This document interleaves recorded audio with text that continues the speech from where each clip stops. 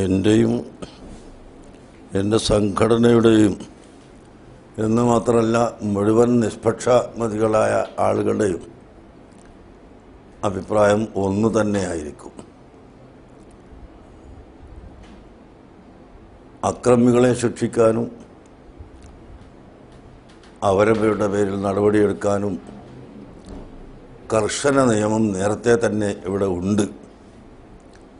ആ നിയമം ഉണ്ടായിരിക്കെ ഇത്തരം ഒരു ദുരൂഹതയുള്ള നിയമങ്ങൾ കൊണ്ടുവരുമ്പോൾ കൂടുതൽ അതിനെ പഠിക്കുകയും ജനങ്ങൾക്ക് കൂടി അത് ഒരു പുതിയ നിയമമല്ല എന്നും നേരത്തെയുള്ള നിയമത്തിൻ്റെ ഭാഗമായിട്ടാണെന്നും വ്യക്തമായി പഠിപ്പിച്ചു കൊടുത്തതിൻ്റെ ശേഷമാണെങ്കിൽ ആവാം. അതിൻ്റെ മുമ്പ് ഒരടിച്ചേൽപ്പിക്കുന്ന വിധത്തിൽ ഈ നിയമം കൊണ്ടുവരുന്നത് ഗവൺമെൻറ് പുനഃപരിശോധിക്കണം, പെട്ടെന്ന് അതിലേക്ക് എടുത്തു ചാടാൻ പാടില്ല എന്നാണ് എനിക്ക് പറയാനുള്ളത്. വിശേഷിച്ച് നേരത്തെ നമ്മൾ പറഞ്ഞ ജാടയും പോട്ടയും ഇതിലെല്ലാം നിരപരാധികളായ പലരും ശിക്ഷിക്കപ്പെട്ടിട്ടുണ്ട്.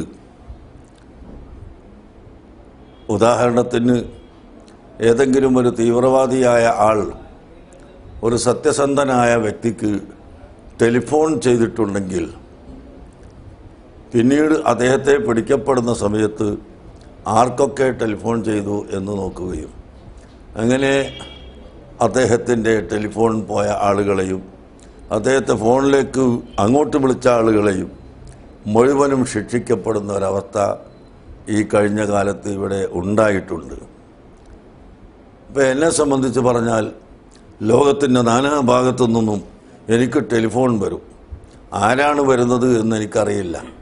പരിചയമുള്ളവരെ മാത്രം എടുക്കുക എന്ന പതിവ് ഞങ്ങളെപ്പോലെയുള്ള പൊതുപ്രവർത്തകർക്ക് സാധിക്കുകയില്ല.